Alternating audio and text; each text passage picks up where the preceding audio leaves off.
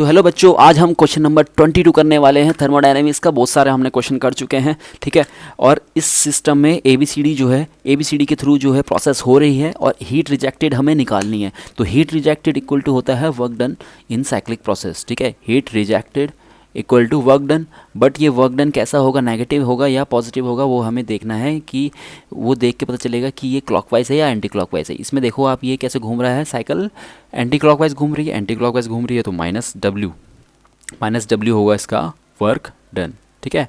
तो work done कैसे निकालते हैं, हमें एरिया निकालना है पीवी ग्राफ का। पीवी ग्राफ का एरिया निकालने के लिए हम इसकी जो है साइड निकाल देंगे, ठीक है।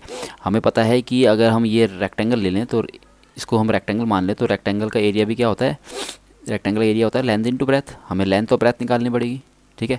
तो लेंथ निकालने के लिए हम क्या करेंगे, यहाँ पे ये इतनी जो साइड है वो है 2p और इतनी साइड है यहाँ पे p, ओके। तो 2p में से p माइनस हो जाएगा, ये p आ जाएगा, ओके। उसके बाद यहाँ से लेकर यहाँ तक 3v है और यहाँ से लेकर यहाँ तक है हमारे पास v। तो 3v से v माइनस करेंगे तो ये आ जाएगा 2v, सॉरी, ठीक है। तो बस आपको आपका आंसर दिख रहा है, ठीक है। लेंथ कितनी है p, एक को लेंथ मान लो, एक को ब्रेथ मान लो, बस सिंपल सा। एक p है हमारे पास और एक है 2v, तो हमारे पास आ जाएगा -2pv। तो 2pv क्या है, हीट क्या हुई है, रिजेक्ट हुई है, ठीक है। और 2pv आपको एक ही जगह दिख रहा होगा ये। अब आप बोलोगे कि इसमें प्लस साइन क्यों आया, क्योंकि हीट रिजेक्टेड हम यहाँ पर एक माइनस साइन और लगाएंगे, okay. Heat rejected equal to negative और नेगेटिव ऑफ वर्क डन। एक नेगेटिव इसमें बाहर एक और था ना, तो एक नेगेटिव साइन तो आया है इसमें एंटी क्लॉकवाइज होने के कारण, और एक नेगेटिव साइन इसमें हीट निकालने के लिए हुआ है, ठीक है। Heat rejected is equal to negative of work done, तो माइनस माइनस का क्या हो जाएगा, +2pv इसका आंसर। तो हेलो बच्चों, हम नेक्स्ट क्वेश्चन के साथ आ चुके हैं दोबारा वापस। इस क्वेश्चन में हमसे बोला गया है कि 1 mole of an ideal gas goes from an initial state A to final state B via 2 processes. It first undergoes isothermal expansion from volume V to 3V and then its volume is reduced from 3V to V at constant pressure. सबसे पहले expansion हो रहा है उसका, volume V से 3V हो रहा है under isothermal condition, isothermal process, ठीक है। तो आइसोथर्मल का हम डायग्राम बना लेते हैं पहले तो, ठीक है। ये हमारे पास पीवी ग्राफ थोड़ा सा टेढ़ा हो गया, कोई बात नहीं, ठीक है। ये है हमारे पास वॉल्यूम क्या हो रहा है, बढ़ रहा है, ठीक है, आइसोथर्मल। ये क्या है, हमारी आइसोथर्मल प्रोसेस, ठीक है। और वॉल्यूम कहाँ से कहाँ तक बढ़ रहा है, पहले हम इसको लिख देते, मेंशन कर देते हैं यहाँ पे। ये V है और ये 3V है, ठीक है। ये क्या है हमारे पास 3V, ठीक है। तो एक्सपेंशन हो गया। अब क्या करना है हमें, वॉल्यूम हमारा जो है दोबारा से रिड्यूस हो रहा है, 3V से V हो रहा है अंडर कांस्टेंट प्रेशर, ठीक है। तो यहाँ से यहाँ जाएगी लाइन, ठीक है। क्योंकि ये सिंगल लाइन क्यों होगी, क्योंकि यहाँ पर प्रेशर क्या दिखाना है हमें, कांस्टेंट। सपोज़ यहाँ P नॉट मान लो, प्रेशर क्या दिखाना है हमें, कांस्टेंट। तो इसका ग्राफ कैसे बनेगा, ऐसे फिर ऐसे, ओके। अब ऐसा ग्राफ आपको जहाँ भी दिख रहा है वो उसको उसमें टिक मार दो, ठीक है।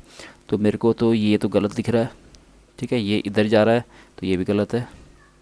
अब ये सीधे जा रहा है, सीधा नहीं जाएगा, हाँ सीधा नहीं जाएगा, आइसोथर्मल में थोड़ा सा कर्व होके जाएगा, जो कि ये है। तो इसका डी ऑप्शन सही है, ओके। तो इसमें पूछा हुआ है कि इन thermodynamic process which of the following statement is not true, कौन सी स्टेटमेंट सही नहीं है, ठीक है। पहली स्टेटमेंट लिखी है हमारे पास, in an adiabatic process the system is insulated from the surroundings. Adiabatic process में जो सिस्टम है वो बाहर से इंसुलेटेड रहता है क्या, तो ये मेरे को सही लग रहा है, ठीक है, इसलिए ये सही होगा, ठीक है। इसके बाद हमसे पूछा हुआ है, हमसे वैसे पूछा है कि गलत कौन सा होगा ना। तो अगला वाला प्रोसेस है, उसमें लिखा हुआ है कि in an isochoric process pressure remains constant, pressure हमेशा कांस्टेंट रहता है। तो ये जो है बात इसकी गलत लग रही है, क्योंकि आइसोकोरिक प्रोसेस में वॉल्यूम कांस्टेंट होता है ना कि प्रेशर, तो ये इसका गलत है, तो ये इसका आंसर होगा। खैर हम और ऑप्शन में भी नज़र मार लेते हैं, और ऑप्शन में क्या लिखा हुआ है, क्योंकि एक से ज़्यादा आंसर भी हो सकते हैं, क्या पता। अगला क्वेश्चन में लिखा हुआ है, इस अगले पार्ट में लिखा है in an isothermal process the temperature remain constant, तो ये भी सही है, ये तो सही है भाई, ठीक है। फिर उसके बाद अगला क्वेश्चन है हमारे, अगला पार्ट है sorry, in an adiabatic process PV की power gamma equal to constant, ये भी सही है, पूरा बिल्कुल सही है। तो सारे सही थे, एक गलत था, और गलत वाले को हमने क्या करना था, ढूंढना था। तो बी ऑप्शन इसका सही है। इसमें पूछा हुआ है which of the following process is reversible, कौन सी प्रोसेस रिवर्स हो सकती है, ठीक है। रिवर्स प्रोसेस वही हो सकती है जो कि बहुत स्लो हो रही है, ठीक है। स्लो प्रोसेस होती है हमारी आइसोथर्मल, स्लो प्रोसेस कौन सी होती है हमारी? आइसोथर्मल। तो आइसोथर्मल ही इसकी क्या होगी? रिवर्सिबल प्रोसेस होगी। और ऑप्शन में भी देख लेते हैं हम, transfer of heat bye radiation. अगर सूरज ने आपको रेडिएशन प्रोड्यूस कर दिए अर्थ में, तो वो रेडिएशन वापस सूरज पे नहीं जाते, ठीक है। तो ये ऑप्शन पहला ऑप्शन इसका गलत है। ओके, पहला ऑप्शन क्या है इसका? गलत। ओके, अगला ऑप्शन है हमारे पास an electrical heating of nichrome wire. Nichrome wire में जब हीटिंग होगी तो हीट प्रोड्यूस होगी, उस हीट को हम नाइक्रोम वायर में दोबारा से हम नहीं डाल सकते, ठीक है, ये रिवर्सिबल नहीं है। Transfer of heat bye conduction.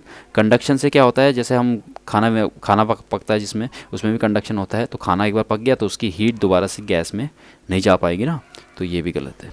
तो इसका डी ऑप्शन। और इसमें 1 mole of an ideal gas जो है, इनिशियल टेम्परेचर इसका T केल्विन है। इनिशियल टेम्परेचर कितना है? T kelvin. उसके बाद जो नंबर ऑफ मोल्स हैं वो कितने हैं? 1 मोल, ठीक है।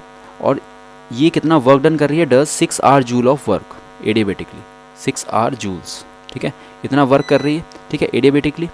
If the ratio of specific heat of this gas at constant pressure and constant temperature, मतलब गामा, ठीक है, आप समझ रहे हैं, CP/CV का रेशियो बोल रहा है ना 5/3, तो गामा है कि हमारे पास 5/3। और वर्क डन एडियाबेटिक में क्या होता है आपको पता है? इन एडियाबेटिक प्रोसेस, ये आपको पता होना चाहिए इसका formula. Work done in adiabatic process is R delta T upon 1 minus gamma. और ये जो वर्क डन है वो 6 R दे रखा है हमें, R से R दोनों साइड क्या हो जाएगा? कैंसिल हो जाएगा, ठीक है।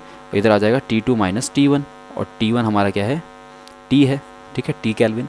और 1 माइनस हम कर देंगे 5/3। ओके, तो आपको ये मिल जाएगा 6 R। R से R तो कैंसिल कर देते हैं इसको, R से R कट गया, तो आपको मिल जाएगा 6 equal to T2 minus T1 की जगह T लिख देंगे, ओके।